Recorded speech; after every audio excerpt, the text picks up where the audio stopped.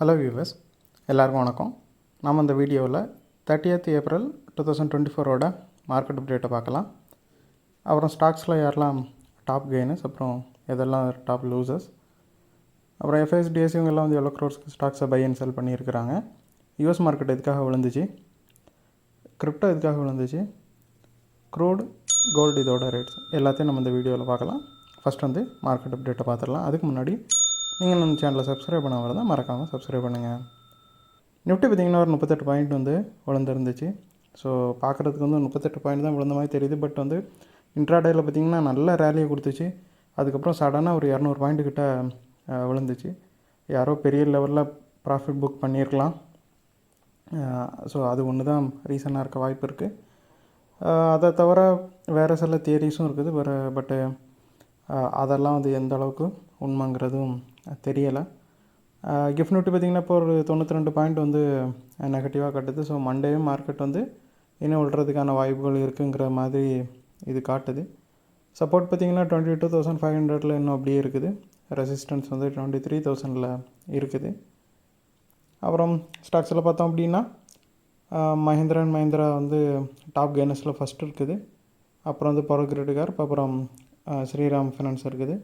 Top லூசர்ஸில் பார்த்திங்கன்னா third JSW Steel, அப்புறம் second BPCL, first Tech Mahindra இருக்குது. மஹிந்திரா அண்ட் மஹிந்திரா இதுக்காக 94 பாயிண்ட் ரேலி ஆச்சுதுன்னு பார்த்தோம் அப்படின்னா அவங்க ஒரு புது எஸ்யூவி லான்ச் பண்ணியிருக்கிறாங்க. இது டாடா நெக்ஸானுக்கு காம்படிஷனாக இருக்குன்னு எதிர்பார்க்கப்படுது. ஸோ இந்த எஸ்யூவியோட நேம் பார்த்திங்கன்னா XUV 3XO அப்படின்ட்டு சொல்கிறாங்க. ஸோ இது ரொம்பவே எதிர்பார்ப்பு மக்களிடையே கொண்டு வந்திருக்குது. ஸோ அது எப்படி விற்குதுங்கிறது போக தான் தெரியும். ஸோ அது நல்லா போச்சுதுன்னா மஹிந்திரா அண்ட் மஹிந்திராவுக்கு இது ரொம்பவே பாசிட்டிவான விஷயமாக பார்க்கப்படும். அப்புறம் பவர் கிரிட் கார்ப் பார்த்திங்கன்னா ஒரு 8 பாயிண்ட் ரேலியாக இருக்குது. ரீசெண்டாக அவங்க ஒரு 3-4 பவர் டிரான்ஸ்மிஷன் ப்ராஜெக்ட்ஸை வாங்கியிருக்கிறாங்க. ஸோ அதோட இம்பேக்டில் தான் இப்போ ஒரு 1 or 2 வீக்ஸாகவே இது நல்லாவே ரேலி கொடுத்துட்ருக்குது. அப்புறம் ஸ்ரீராம் ஃபினான்ஸை பார்த்திங்கன்னா ஒரு 59 பாயிண்ட் ரேலியாக இருக்குது. அது எதனாலன்னு பார்த்தோம் அப்படின்னா அவங்களோட நெட் இன்ட்ரெஸ்ட் இன்கம் 20% இன்க்ரீஸ் ஆகிருக்கிறதா ரீசெண்ட் ரிசல்ட்டில் சொல்லியிருக்கிறாங்க. அவங்களோட Q4 ரிசல்ட் வந்துச்சு. அதில் நெட் ப்ராஃபிட் பார்த்திங்கன்னா 49% ரேலியாக இருக்குது.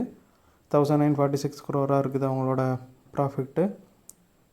இந்த ரிசல்ட்டுக்கு அப்புறமா இது நல்ல ரிசல்ட்டாக இருந்தாலும் ஃபால் தான் ஆச்சுது. ஏன்னு பார்த்தோம் அப்படின்னா செல்லா நியூஸில் நிறைய பேர் ப்ராஃபிட் தான் புக் பண்ணாங்க. ஆல்ரெடி இது கொஞ்சம் ரேலியாக இருந்ததுனால அப்புறம் ப்ரோக்கரேஜஸ் இப்போது ரிசல்ட்டுக்கு அப்புறமா நிறையா பைகால்ஸ் கொடுத்ததுனால மறுபடியும் ரேலியை காட்டியிருக்குது. அப்புறம் ஜேஎஸ்டபிள்யூ ஸ்டீல் 13 பாயிண்ட் விழுந்துச்சு. அது 52 வீக் ஹையில் இருந்துச்சு. 2 நாளாக ப்ராஃபிட் புக்கிங்கில் விழுந்துட்டுருக்குது. அப்புறம் பிபிசிஎல்ல பார்த்தோம் அப்படின்னா க்ரூட் ப்ரைஸஸ்லாம் கொஞ்சமாக குறைஞ்சிட்டு வர்றதுனால அது ஒரு 2-3 நாளாக ரேலி ஆகிட்டு இருந்துச்சு. ப்ராஃபிட் புக்குனால விழுந்துருக்குது. அப்புறம் டெக் மஹிந்திரா பார்த்திங்கன்னா ஒரு 24 பாயிண்ட் விழுந்துருக்குது. அவங்களோட Q4 result 41% year to year compare பண்ணும்போது ஃபாலாக இருந்துச்சு.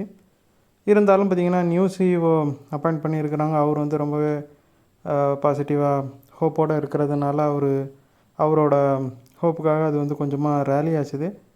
ஆனால் அதுக்கப்புறம் பார்த்திங்கன்னா ப்ரோக்கரேஜஸ்லாம் இப்போது நிறைய செல் கால் தான் கொடுத்துருக்குறாங்க டெக் மஹிந்திராவோட ரிசல்ட்டுக்கு அப்புறமா.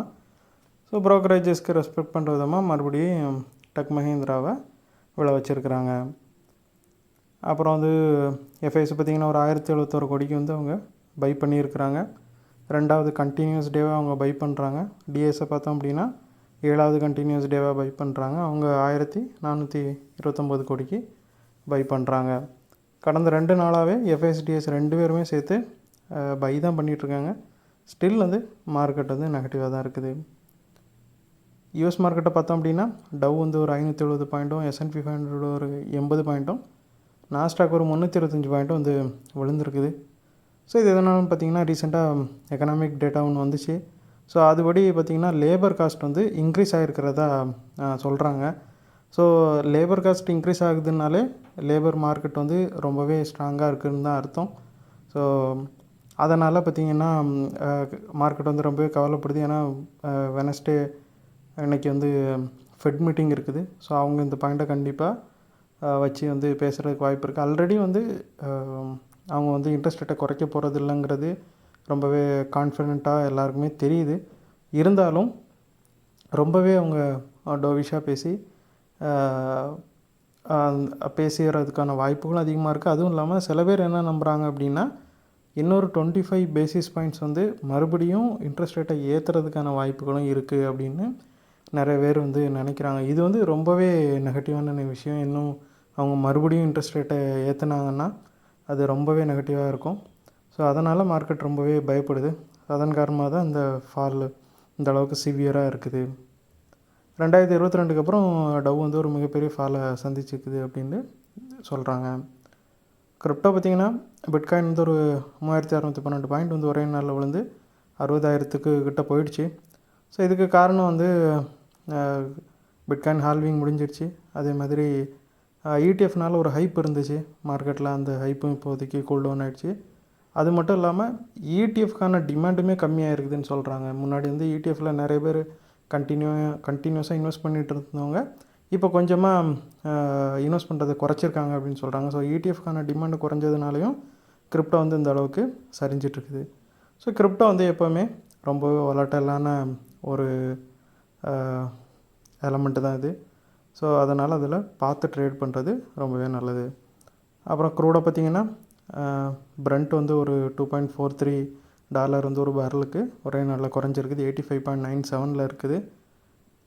இந்த சடன் ஃபாலுக்கு முக்கியமான காரணம் வந்து யூஎஸில் வந்து க்ரூடு ப்ரொடக்ஷன் ரொம்பவே இன்க்ரீஸ் ஆகிருக்குது. அப்புறம் இன்னொன்று பார்த்தோம் அப்படின்னா, இஸ்ரேல் ஹமாஸ்க்கு இடையான அந்த போரில் வந்து ஒரு சீஸ்ஃபயரை வந்து கொண்டு வரதுக்காக டிஸ்கஷன் போய்ட்டுருக்குது. சீஸ்ஃபயர்னால் அவங்க வந்து கொஞ்ச நாளைக்கு அந்த போரை வந்து ஒத்தி வைப்பாங்க.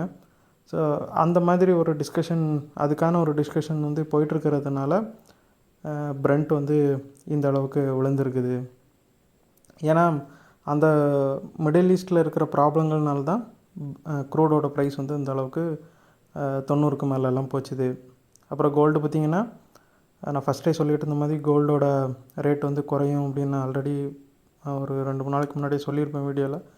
ஸோ அதே மாதிரி தான் கோல்டோட ரேட்ஸ் வந்து இப்போது 60 பாயிண்ட் கிட்ட மறுபடியும் விழுந்திருக்குது. 2297 இருக்குது.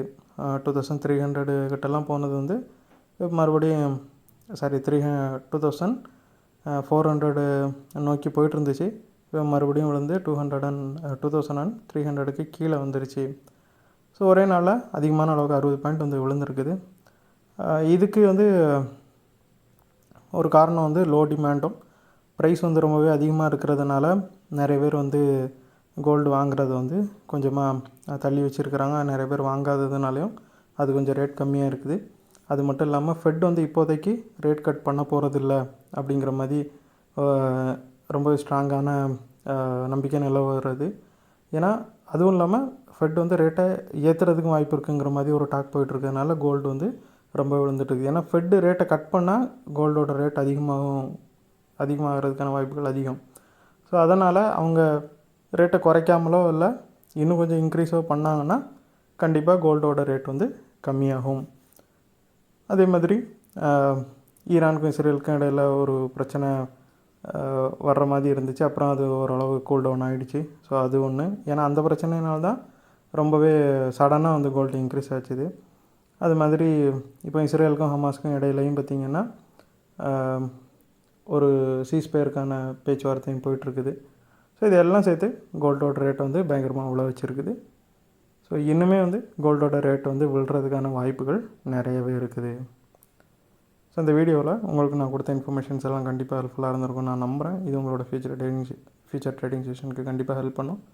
இந்த வீடியோ உங்களுக்கு பிடிச்சிருந்துச்சின்னா லைக் பண்ணுங்கள், ஷேர் பண்ணுங்கள், மறக்காம சேனலுக்கு சப்ஸ்கிரைப் பண்ணுங்கள். அப்படியே அந்த பெல் ஐக்கானை கிளிக் பண்ணிங்கன்னா டெய்லி அப்டேட்ஸ் தவறாமல் கிடைக்கும். தேங்க்ஸ் ஃபார் வாட்சிங். Keep supporting. தேங்க்யூ.